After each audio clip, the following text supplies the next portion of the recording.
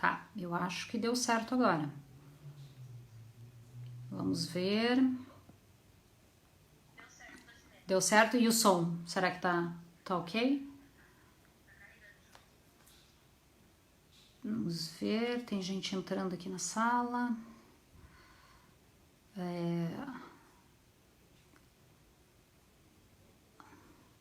Olá, gente, quem já tá entrando aí na sala, uma boa noite. Eu queria que vocês só confirmassem se vocês estão ouvindo. Tá ok? Som tá ok? Então tá. Obrigada, Bruna. Beijo. Olá, quem tá chegando, né? Já são 19h30, a gente combinou de começar às 19h30. Então, muito bem-vindo a quem está entrando agora, boa noite. Eu sou Ana Ruth Starepravo e sou professora, sou pesquisadora. Há mais de 20 anos eu trabalho com ensino e aprendizagem de matemática, pesquiso e vivencio, né, na prática, trabalhando com escolas, com formação de professores, atuando como pesquisadora, né, trabalhando com crianças. E hoje, sou mãe de trigêmeos também, né? Acho que essa é uma informação importante, porque hoje a conversa é sobre como podemos desenvolver o raciocínio lógico-matemático em casa, né? Essa inteligência lógico-matemática.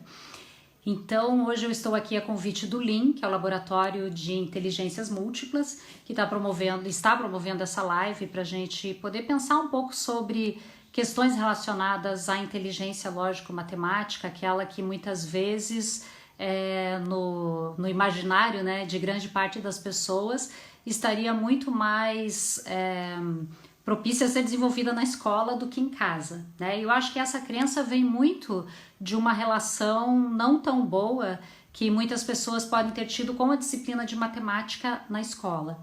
Mas o que eu quero mostrar hoje para vocês aqui é que a inteligência lógico-matemática está sim relacionada à disciplina de matemática, porque uma pessoa que tem uma inteligência lógico-matemática bem desenvolvida, ela teria sim boas condições, né, de lidar com questões da matemática, né, com números, com operações, mas ela vai muito além disso, né? Quem já conhece o meu trabalho sabe que eu sou até bastante crítica à forma como a matemática é tradicionalmente ensinada na escola. Eu acho que essa forma fez com que muitos de nós, hoje que somos pais, a gente tenha até uma relação ruim com essa área do conhecimento ou até uma autoestima, né, em relação à inteligência lógico-matemática ruim, porque a forma como essa disciplina foi organizada na escola, e às vezes até hoje em algumas escolas ela é organizada desse jeito, ela acaba não favorecendo o desenvolvimento da inteligência lógico-matemática. Então eu vou falar um pouquinho sobre isso com vocês e quero dar algumas dicas de como nós, pais, podemos estimular o desenvolvimento dessa inteligência nos nossos filhos. Isso é possível, sim, e não apenas é possível, mas é desejável e é muito importante, porque quando nós estimulamos o desenvolvimento dessa inteligência em casa, a gente pode estar até determinando a relação que nossos filhos vão estabelecer com a área da matemática no futuro, tá? Por que eu falo que a matemática muitas vezes na escola ela não propicia o desenvolvimento do raciocínio? Porque a matemática da escola às vezes é muito rígida, né? Ela é muito pautada em torno dos conteúdos curriculares, né? Então muitas vezes a escola está preocupada, e é uma preocupação legítima, né? Com os conteúdos, né, do currículo. E por conta disso, muitas vezes ela organiza o seu trabalho de uma forma muito linear, de uma forma em que os conteúdos acabam não conversando uns com os outros, né? A organização linear, ela é uma organização que prevê ou supõe que as crianças aprendem do simples para o complexo, tá? Que você vai fazendo passinhos, né? Desde aquilo que seria o mais básico, né? Vamos supor, a gente começa apresentando os algarismos para as crianças, em seguida propõe atividades onde a criança tem que fazer associação entre os símbolos e as quantidades, né? Apresentar através de desenhos, enfim. O que acontece muitas vezes, gente, é que a escola acaba colocando a ênfase do seu trabalho no acerto. E vou dizer uma coisa para vocês, muitas vezes essa ênfase vem em função de uma cobrança nossa como pais, porque nós fomos frutos de uma escola que fez isso, né? Então, enquanto alguns têm uma postura mais crítica, acha que essa escola, na verdade, não te ajudou muito a desenvolver o raciocínio lógico, ou até te deixou um pouco traumatizado, ou não ajudou a desenvolver uma relação muito afetiva com essa área, há outros que gostariam justamente que a escola, né, por ser o único modelo que conhece, repetisse isso. Então, o que eu quero propor hoje aqui é que a gente analise um pouco as limitações desse modelo, tá? E pensar sobretudo como que nós em casa podemos contribuir para que as crianças, né, para que nossos filhos desenvolvam mais o seu raciocínio, a sua inteligência, lógico-matemática, mas acima de tudo que criem, estabeleçam uma relação mais afetiva com essa área. Nós temos a nosso favor, né, nós pais, mães, o fato de que nós não temos nenhum compromisso com currículo, né? E por outro lado, a gente também deveria ter muito claro que nós não temos compromisso, ou não deveremos ter, pelo menos, com resultados, com o acerto, né? O que a gente pode fazer de diferença na vida dos nossos filhos é despertar neles o gosto pelas questões da matemática ou pelas questões do raciocínio, né? Porque a gente vai ver aqui que a inteligência lógico-matemática não está restrita à matemática, né? Nós vamos ver, por exemplo, que ela tem muito a ver com filosofia, né? Por conta do raciocínio dedutivo, por conta das inferências e, sobretudo, da argumentação, né, lógica. Quando eu tenho um pensamento, quando eu tenho uma ideia e eu quero que o outro compreenda, ou eu quero que o outro aceite a minha ideia, eu tenho que colocar em jogo a minha capacidade de argumentar, a minha capacidade de convencer o outro, né? E nesse processo de convencimento, gente, a gente pode usar estratégias de coerção, né? Onde eu uso a minha figura de autoridade, ou eu posso trabalhar numa perspectiva de cooperação, que é operar junto, trocar pontos de vista. Vejam, gente, nesse quesito, nós pais podemos já exercer um papel muito importante na própria delimitação de limites mesmo para os nossos filhos, né? Quando a gente, por exemplo, quando a gente age com os nossos filhos em relação, por exemplo, a alguma coisa que não tá certo, né? Nosso filho fez alguma coisa que a gente não gostaria que fizesse, por exemplo, ele contou uma mentira e aí, como castigo, eu deixo ele sem comer uma sobremesa, ou eu deixo ele sem ver a televisão, ou sem jogar o jogo preferido dele. Note, gente, quando eu faço isso, eu tô colocando toda a ênfase na minha autoridade, né, como alguém que hierarquicamente, né, estaria numa posição superior a essa criança, e eu coloco a criança numa situação passiva. O que ela pode fazer? Ela pode simplesmente aceitar. Quando eu converso com a criança e eu proponho para ela que haja o que o Piaget, né, que é o grande mestre que estudou muito e explicou a inteligência, o nascimento da inteligência na criança, explicou e se debruçou sobretudo sobre essa inteligência lógico-matemática, né? Ele diz que todas as vezes que nós tratamos o comportamento da criança, ou queremos desenvolver um comportamento nas crianças com base, seja tanto na punição quanto na recompensa, a gente pode estar prejudicando o desenvolvimento do raciocínio lógico dela, da inteligência, né, do desenvolvimento desse tipo de inteligência. Por quê? Porque a criança fica numa situação passiva, de aceitação, né?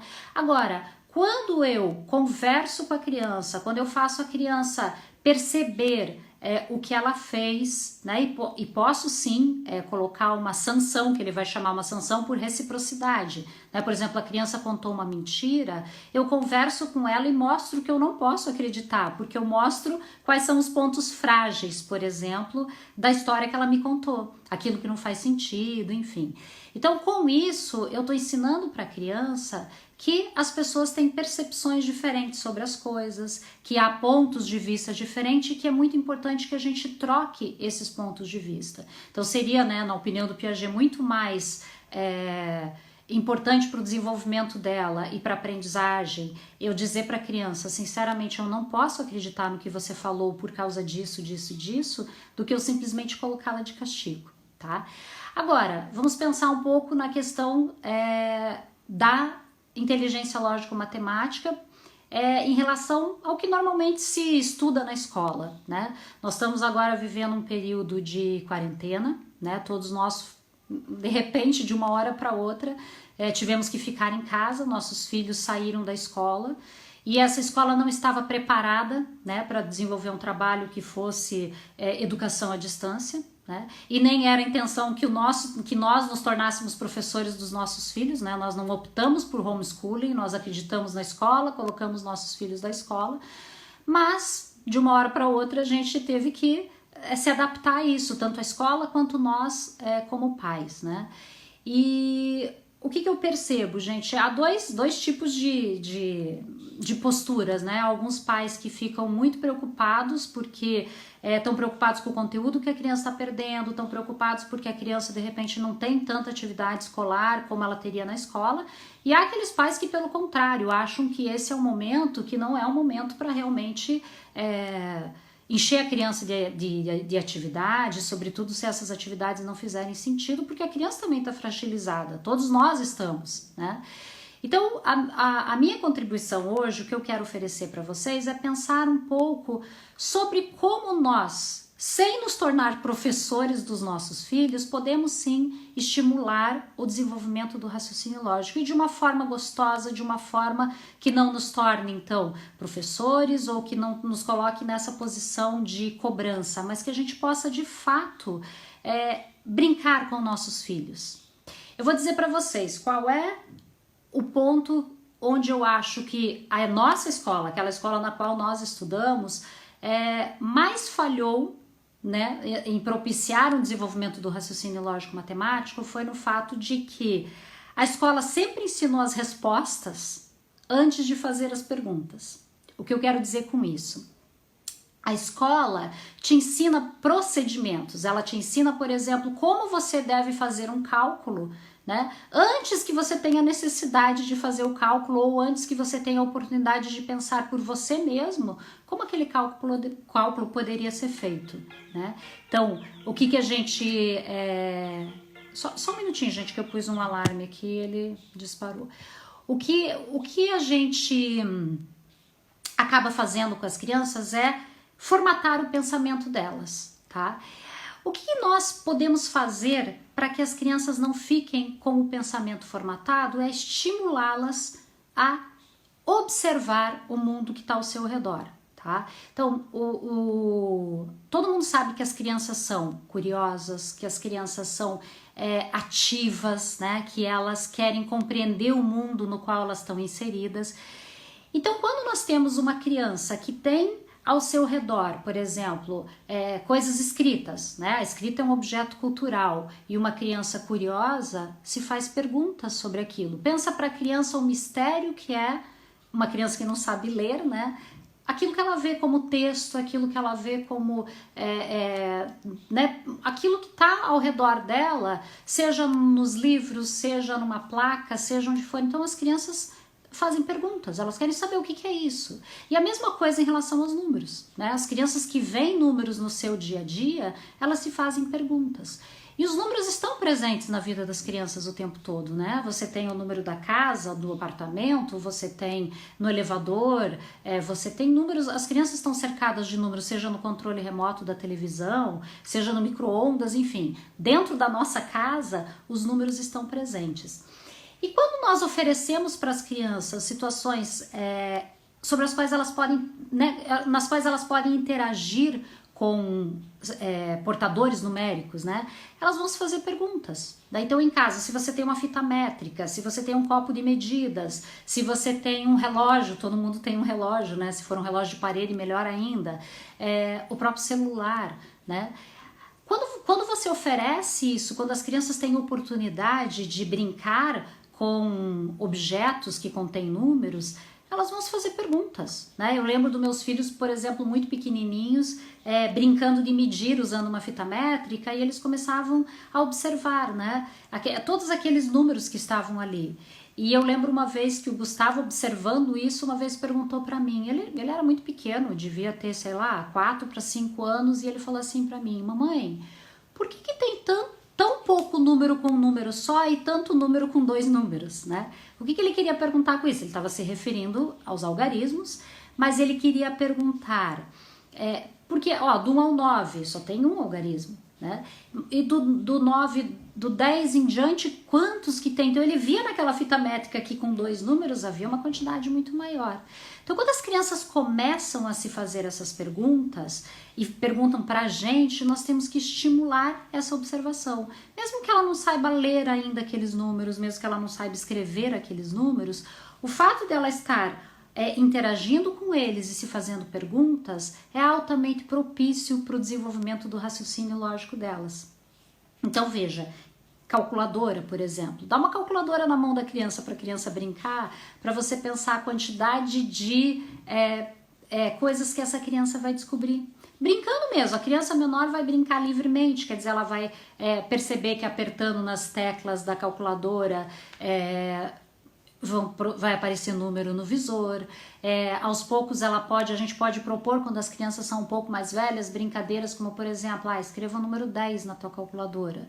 Então agora, vamos fazer uma brincadeira? Você tem que transformar esse número em 15, mas olha só, não vale apagar e escrever novamente. Você tem que dar um jeito de, usando o que você tem aí, as teclas que você tem aí, fazer esse número se transformar. Né? Então, e aí, claro, dependendo da idade da criança, você pode fazer perguntas mais complexas. Então, o que você percebe é que as crianças começam a se interessar, né? Elas querem responder essas perguntas, elas querem chegar numa solução. E aí, à medida que elas têm dificuldade, elas podem te pedir ajuda, mas em vez de você dizer o que ela tem que fazer, fala para ela, testa, você já viu que tem uns sinais aqui que são diferentes, que não são números? O que será que esses sinais significam? Vamos testar, vamos ver o que acontece? Então estimule a criança a fazer experiências, né? A tentar,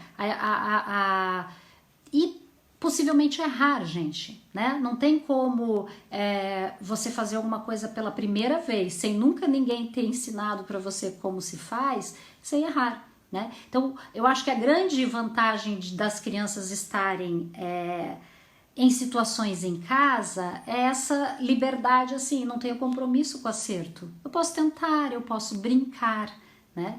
E as crianças começam, gente, a fazer relações muito interessantes, né? Então, quando você, por exemplo, usa o relógio, tá? Pega a criança pequenininha já em casa e começa a usar o relógio da tua casa em situações significativas, né? Então, aqui em casa, por exemplo, quando os meninos começaram a ter acesso aos eletrônicos, por exemplo, a gente comprou, depois que eles fizeram 2 anos, a gente comprou um tablet para eles podiam brincar com o tablet, mas eles tinham um horário, né? E eram 3, e eles tinham que dividir esse tablet, e nós usávamos muito o relógio, né, na parede para que eles soubessem. Então eles tinham 20 minutos, cada um podia jogar 20 minutos. Então o que a gente fazia? Lógico que eles não sabiam controlar o tempo, 20 minutos olhando no relógio. Mas a gente apontava no relógio, por exemplo, agora nós estamos aqui, o ponteiro grande está no 1, tá? Então quando esse ponteiro grande chegar no número 5, então acabou o seu tempo. Ou o outro que estava esperando, aí vai ser a tua vez. Então note, o que acontece? Uma criança de 2 anos e pouco, gente, que começa a observar um relógio. Então pense, gente, quando você foca a atenção da criança naquele instrumento que é o relógio, ela começa a observar os símbolos que aparecem ali, ela começa a observar como que o ponteiro vai se deslocando, em que sentido. Então ela começa a observar também essa questão da seriação, né, dessa série, dessa ordem dos números que aparecem ali. E aí a gente pode chamar a atenção das crianças para outras situações em que esses mesmos números que aparecem ali também são usados. E elas mesmas, né, começam a chamar atenção para isso. Eu lembro de uma vez que eu estava lendo um livro na cama e um dos meus meninos, eu não vou lembrar qual agora, e eles eram muito pequenininhos, devia ter por volta de 2 anos e meio, 3 anos, deitou do meu lado, né? Mamãe, o que está fazendo? Eu falei, tô lendo um livro e tal. E ele ficou ali junto, olhando, e de repente ele deu um grito e falou, mamãe, o nosso apartamento tá aqui no livro. E eu achei aquilo tão estranho, né? Da onde ele viu o nosso apartamento no livro? E aí eu perguntei, né?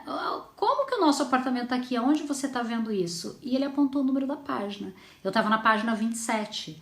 E ele não sabia ler esse número, mas ele disse, e eu perguntei, mas por que você acha que o nosso apartamento tá aqui? Ele falou, porque são os mesmos números que tem na porta. Não sei nem se ele usou a expressão número, mas enfim. O nosso apartamento era o 72. E todas as vezes que a gente descia com as crianças para brincar uma coisa na volta, eu brincava, será que é esse mesmo a nossa porta? Vamos olhar aqui. Então eu chamava a atenção das crianças para aqueles símbolos que apareciam ali.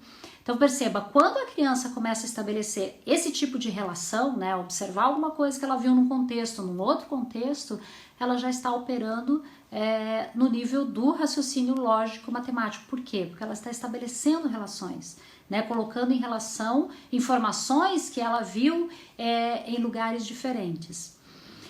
Quando você oferece, por exemplo, um calendário, né, nessa época, se você não tiver um calendário em casa, é possível imprimir esse calendário, né? Então você pode imprimir em folha, você pode até fazer um mês em cada folha, e é interessante porque as crianças verão uma sequência numérica um pouco mais longa, né? Até o 30, até o 31, e aí a gente pode ir riscando, né? Por exemplo, quantos dias, desde que as escolas fecharam, que, né, começou todo esse isolamento, esse distanciamento, quantos dias já passaram, né? E aí fazer essas anotações, quanto tempo falta para o teu aniversário. Então, mesmo que a criança não consiga contar ainda, mesmo que você ache, mas isso não faz sentido, ele é muito novo.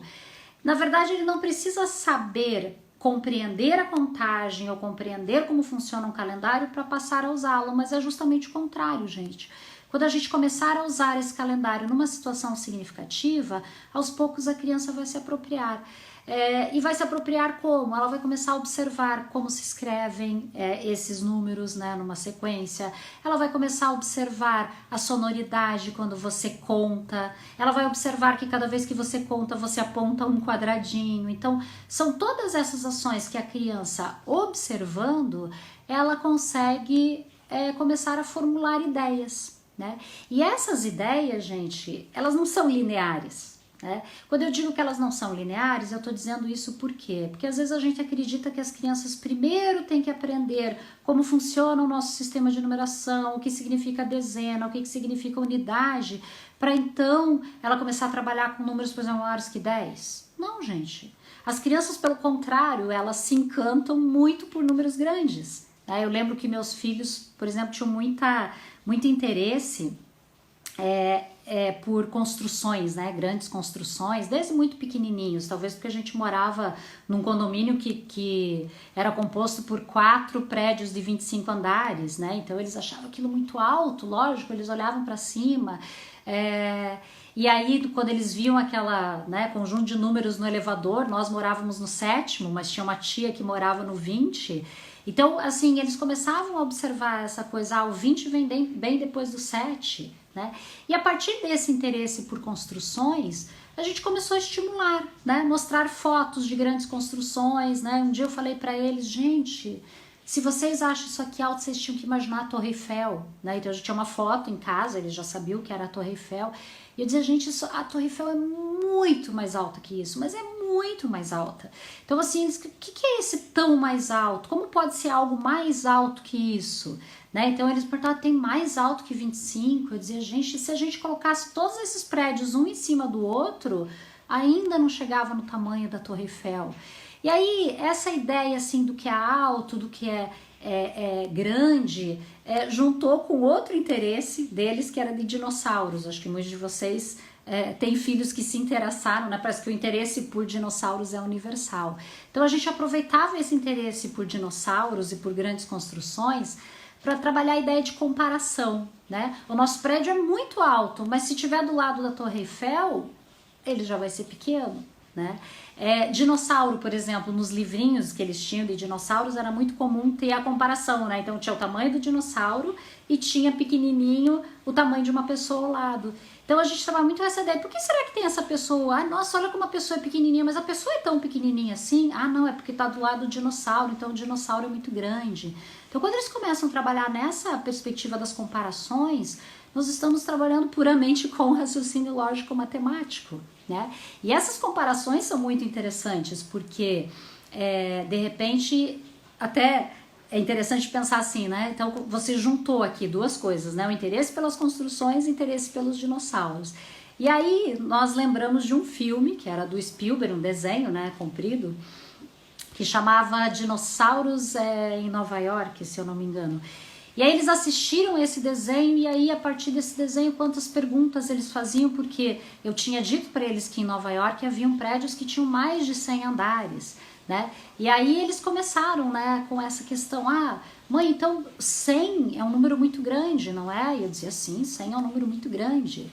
Então às vezes antes de dormir, quando eles queriam, né, no Boa Noite, eles diziam assim, mãe, eu te amo 100, né? Então eles queriam indicar assim que a Isa aqui, ó, desculpa gente, eu vi que a Isa lembrou da história do peru de peruca. Eu já vou falar dessa história, Isa. A Isa me lembrou uma história aqui e eu vou contar pra vocês. Mas então exatamente isso, as crianças começam a fazer perguntas. Por quê? Porque elas são intelectualmente ativas. Se elas estão assistindo um filme, elas vão fazer perguntas, né? Então como pode um prédio ter mais de 100 andares? E eles vão tentar usar esse número em situações contextualizadas.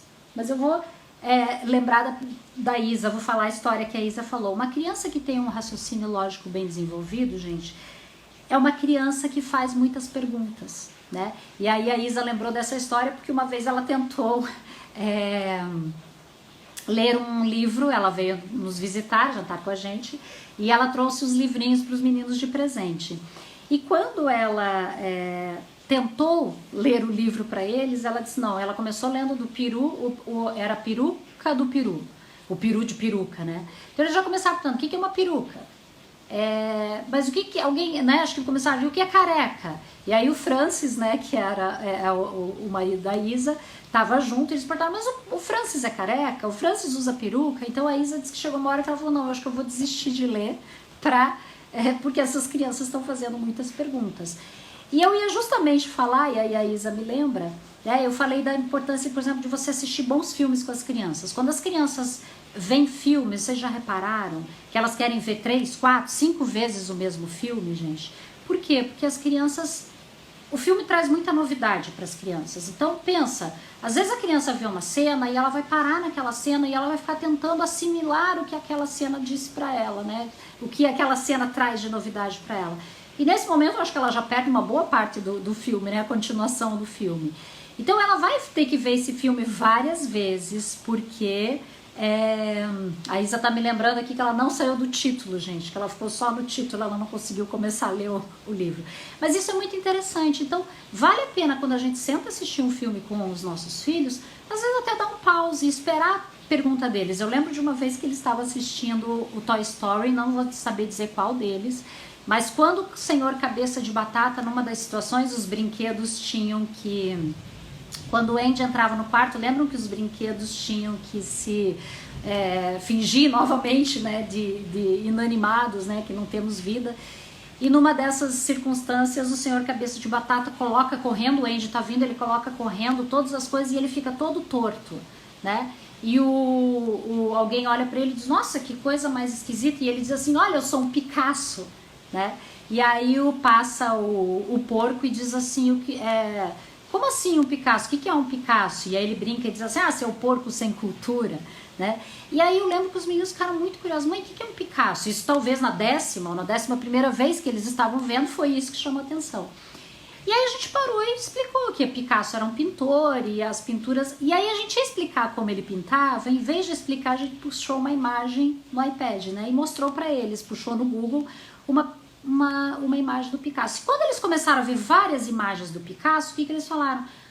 Esses tios que o Picasso pinta são meio esquisitos. E a gente falou, por que são meio esquisitos? Porque o olho tá aqui. E aí na hora eles fizeram a relação com o senhor Cabeça de Batata. Então note, em vez da gente explicar para as crianças, nós colocamos uma outra informação para que eles pudessem comparar e chegar à conclusão deles, ou seja, fazer uma inferência, gente. Isso é raciocínio lógico matemático. Então pensa quando você assistir um desenho com teus filhos, ou quando você tentar ler um livro, eu vou falar um pouquinho desse livro aqui, né, como a Isa, quanta coisa a gente já pode estar, quanto a gente pode estar favorecendo o desenvolvimento do raciocínio lógico. Um tempo mais tarde, os meus filhos estavam muito interessados por piratas, e nós lembramos, eles já tinham uns 4 anos e meio, de um filme muito antigo, da década de 80, que era também direção do Spielberg. Como vocês viram, a gente é fã do Spielberg aqui em casa, né? E era os Goonies. E nesse filme dos Goonies, aparece um personagem que é o Slot, tá? Quem for mais novo aí, que não lembra, não conhece filme, procura depois os Goonies. Existe um personagem que é o Slot. O Slot ele tem o rosto deformado, ele tem os olhos, não são simétricos, enfim, ele sofreu um acidente quando criança, então ele tem esse rosto todo deformado.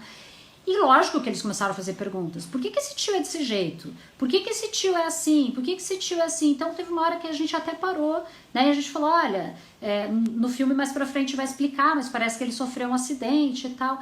E aí, várias vezes que o Slot aparecia, as crianças falavam isso. E lá pelas tantas, o Guga falou assim, gente, parece que vocês não estão entendendo. Esse tio é um Picasso. Note então, gente, uma coisa que ele aprendeu lá, sei lá quantos meses antes que ele tinha visto aquele filme, ele relaciona com a nova situação. Mas relaciona por quê, gente? Porque ele foi levado a fazer uma inferência, né? Então, se vocês observarem, gente, há muitas situações no nosso dia a dia que propiciam isso. E antes mesmo da Isa mandar esse comentário, eu já tinha planejado, por isso estou com esse livro aqui. Ler para as crianças assim, pensa, você às vezes está preocupado, aí Ana, eu estou trabalhando o dia inteiro, a criança tem que usar o computador no mesmo horário que eu, a gente não está conseguindo conciliar. Às vezes, gente, aquelas atividades que a criança está fazendo na escola são muito bacanas, mas tem vezes que elas podem ser atividades que não estão propiciando o desenvolvimento do raciocínio, quando elas se tratarem, por exemplo, de repetições, né? Procedimentos, enfim, repetidos. Depois eu vou falar um pouquinho mais sobre isso. Mas quando você vai dormir, antes de dormir, leia, escolha livros de literatura. Hoje a gente tem uma vasta gama de livros maravilhosos, tá? Eu escolhi esse, podia ter escolhido vários outros, porque eu acho que esse é um livro sensacional, e eu falo muito, né, nas minhas palestras, nos meus cursos, que esse é um ótimo livro para trabalhar matemática. E as pessoas acham estranho porque ele, né, a princípio não tem números. Ele é um livro muito mais de filosofia, mas como eu disse antes, né, a filosofia e a matemática estão muito relacionadas, a inteligência lógico-matemática, né? Esse livro, ele brinca muito com aquilo que é relativo, né? Então, quando você diz que o frio pode ser quente, ele começa perguntando, dizendo assim, né? As coisas têm muitos jeitos de ser, depende do jeito da gente ver. E aí, gente, claro, aí a ilustração complementa o texto, né? A autora vai fazer várias brincadeiras justamente com essa ideia. A criança está olhando numa luneta e na lente tem um mosquito. Quer dizer, o mosquito é muito pequeno, mas dependendo de como ela vê, ele pode ser um monstro. E aí ele diz assim, né? Que o comprido pode ser curto e o pouco pode ser muito. Né? Que comprido é esse goleiro, mas a trave é maior e ele pode se esticar muito e ele pode não conseguir pegar a bola. Ou pouco pode ser muito, um placar de um jogo de 1-0 pode fazer com que o 1 seja muito, né? É o suficiente para ganhar o jogo ou para outra equipe perder. Agora imagina, Isa, se para você ler a peruca do peru, né? O peru de peruca, já foi difícil sair da capa. Imagina quanto foi difícil sair dessa primeira página. E é isso que é bacana, gente. Para mesmo se as crianças fizerem perguntas, se o seu filho fizer pergunta, conversa mesmo com ele sobre isso. Pergunta o que ele acha, o que ele pensa sobre isso. Tem outras situações em que isso acontece também. E aí continua, né? O manso pode ser bravo, né? Se você colocar o dedo numa tomada que parece tão inofensiva. E o escuro pode ser claro. Se eu tiver o cinza no fundo branco é uma coisa, se eu tiver o cinza no fundo preto é outra coisa. Eu quero ler uma página especialmente, gente, que eu demorei para chegar até aqui, mas quando eu cheguei foi difícil de sair, que é essa daqui, ó. Que eles falavam sobre a relatividade do tempo, né? Que o domingo é tão curto e os outros dias parece que demoram tanto para passar. Isso para eles na época não fez muito sentido, eles nem frequentavam escola ainda, eram muito pequenos, eles entraram na escola com 4 anos e meio, mas eu lendo esse livro ali, quando eles tinham 3 anos e pouco, eles perguntavam, mas como demora para passar? Eu dizia, não tem momentos que parece que o tempo passa muito mais rápido? Então, por exemplo, quando vocês estão jogando lá o tablet, vocês às vezes choram quando a mamãe diz que acabou os 20 minutos. Mas os 20 minutos passaram e vocês não perceberam. Então a gente conversava muito sobre isso. Só que a página seguinte, gente, deu um nó na cabeça deles. Ela dizia assim, ó, o amanhã de ontem é hoje. E o hoje é o ontem de amanhã. Dentro dessa complicação, quem tem uma explicação, dá até para perguntar se o amanhã nunca chega e também para pensar. Hoje, ontem, amanhã. Depende do quê? Depende do jeito que você vê. Pensa, gente, isso aqui é uma leitura que você vai ter assunto para conversar, para discutir para mais de metros, gente. Então as crianças vão ter muitas possibilidades de pensar, tá? Para quem não viu, o nome do livro é O Frio Pode Ser Quente, tá? Depois o link pode disponibilizar essas sugestões de leitura. Esse aqui é um outro, gente, também que eu acho muito interessante, como fazemos sem. Mas eu tô dando o exemplo desses livros que vocês podem ter tantos outros em casa que vão gerar essas perguntas, né? Nesse livro, os autores perguntam, por exemplo, como nós fazíamos antes de ter a escova de dente? Ou como...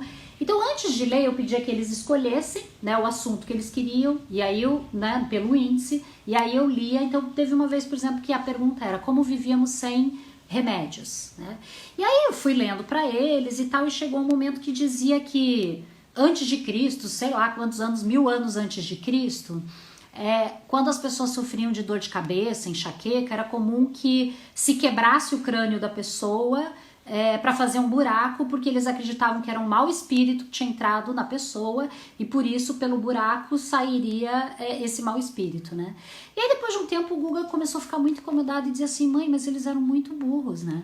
Eu dizia assim, não, filho, não é burro. Eles viviam num outro tempo, as coisas eram diferentes, né?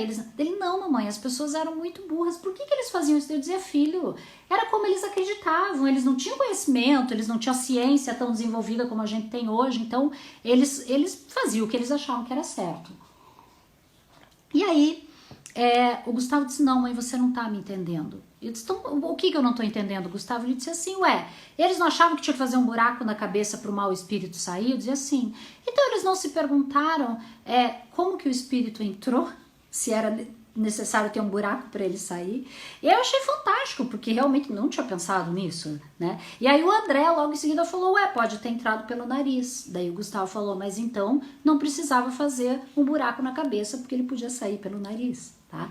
Então, gente, colocar as crianças para pensarem, colocar as crianças nessas situações, a gente vai lendo livros, vendo filmes, jogando, né? E aí nós vamos entrar nos jogos. Quantos jogos você tem em casa, gente, que você pode fazer com as crianças ou simplesmente inventar jogos orais, né? Eu digo que em casa a gente tem uma grande vantagem e que a escola deveria também seguir isso, que é trabalhar matemática muito na oralidade. Sabe, as crianças podem fazer muitas coisas na oralidade, gente, sem ainda trabalhar com registro, porque na oralidade elas estão brincando com ideias, brincando com ideias mesmo, né? Como a gente pode brincar, por exemplo, com a ideia de milhão, com a ideia de... Como será que eu escreveria um número que eu não sei escrever ainda, né? Mas só na oralidade. Tá? Então uma coisa que eu brincava muito com meus filhos no carro, por exemplo, gente, olha só, a gente tem 10, né? O 10 pode ser 5 e mais 5, isso desde que eles eram muito pequenininhos, né? Eles falavam muito 5, com 5 se tornam 10. Aí eu dizia assim, tá, mas eu sei de um outro jeito, eu sei que 9 com 1 também se tornam 10. E aí provocava, eles diziam, então também pode ser 8 com 2 se tornam 10. E aí abria um leque de possibilidades. De repente alguém dizia assim, mas se eu tenho 11 e tiro 1 também eu tenho 10. E aí se tornavam infinitas essas possibilidades. Você pode fazer isso até com registro, escreve um número, escreve o 30, por exemplo. E aí a gente brinca, a brincadeira cada um tem que mostrar um jeito diferente de escrever o 30. Então eu escrevo um, o outro escreve outro, então eu ponho lá 15 mais 15, mas o próximo já tem que escrever de um jeito diferente, né? Faz você, teu filho, mais alguém que estiver em casa e vai girando esse papel. Gente, daqui a pouco as crianças estão fazendo até 3 vezes o 10, ou então 2 vezes o 5, mais 2 vezes o 5, mais 2 vezes... E essas possibilidades são infinitas, e para eles viram um jogo, eles querem continuar fazendo. A escola normalmente faz o contrário, ela trabalha muitas vezes, né, com a ideia, principalmente aquela escola que a gente estudou, eu te dou uma sentença e você tem que me dar o resultado. Inverte, dá o resultado e pede para eles pensarem em todas as possíveis sentenças diferentes. Brincadeiras com a calculadora, gente. Dá uma calculadora na mão da criança e diz para ela, olha, escreve o número 47. Tá? Agora você tem que tirar 39 ou 29, vamos por 29, mas não pode usar a tecla do 9.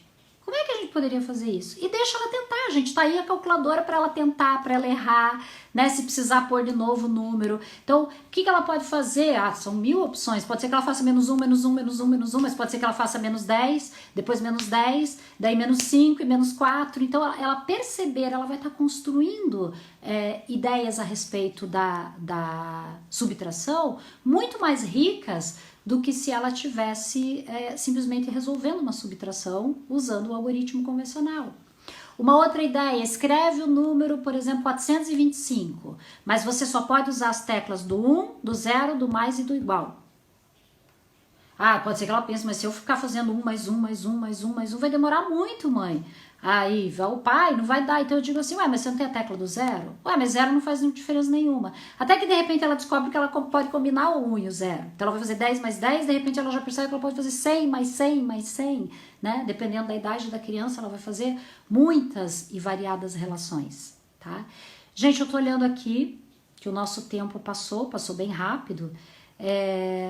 Mas eu gostaria de encerrar, porque não vai dar mais tempo. Eu vi que houveram perguntas, gente. É a primeira vez que eu faço uma live assim, já fiz algumas, né, junto com um amigo, e ele foi fazendo as perguntas. É a primeira vez que eu faço essa live sozinha, tá? Então no começo ali eu acho que eu demorei um pouco para pegar o ritmo, né, da coisa, mas o tempo passou e eu gostaria de encerrar dizendo para vocês que o que mais propicia o desenvolvimento do raciocínio lógico-matemático, gente, é dar oportunidade às crianças para pensar e provocar o pensamento delas. E em casa a gente tem muita oportunidade de provocá-las, tá? Sobretudo quando a gente não ensina modelos, mas quando a gente coloca perguntas. Quando a gente faz as crianças pensarem a partir da observação e pelas perguntas, né? Incentive as crianças a observarem as coisas que estão ao redor delas e incentive a fazer perguntas, incentive-as a fazer perguntas, porque as perguntas das crianças nunca são bobas, gente, as perguntas das crianças são geniais, né? E a gente tem que estimular. É muito mais importante para o raciocínio, gente, saber fazer boas perguntas do que simplesmente dar respostas, sobretudo quando essas respostas são respostas que alguém já ensinou pra gente antes e a gente está repetindo procedimentos, tá? Então, como aqui no meu cronômetro o tempo estourou, gente, eu quero agradecer a cada um que esteve aqui, né?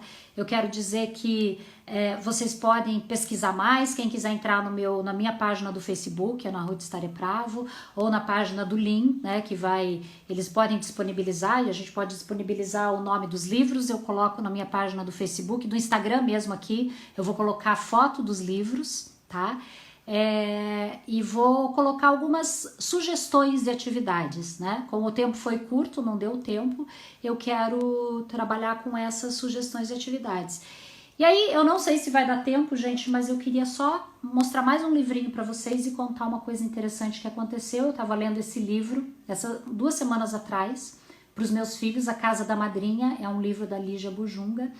E nesse livro, a Lígia conta a história de um pavão que era muito lindo e porque era tão lindo, as pessoas quiseram ganhar dinheiro usando o pavão, fazendo ele se apresentar. Mas o pavão não queria, ele não queria ser escravo de ninguém, né? Ele era uma alma livre. Então as pessoas prenderam ele pelo pé ele fugiu. Eles prenderam ele pelo pescoço, ele conseguiu arrebentar a corrente e fugiu. Eles prenderam ele pelas penas, ele deixou algumas penas para trás e fugiu. E aí, finalmente, quando eles viram que não tinha como prendê-lo mais, eles levaram ele para uma escola, que era uma escola feita para atrasar o pensamento dos pavões ou de qualquer bicho e tal.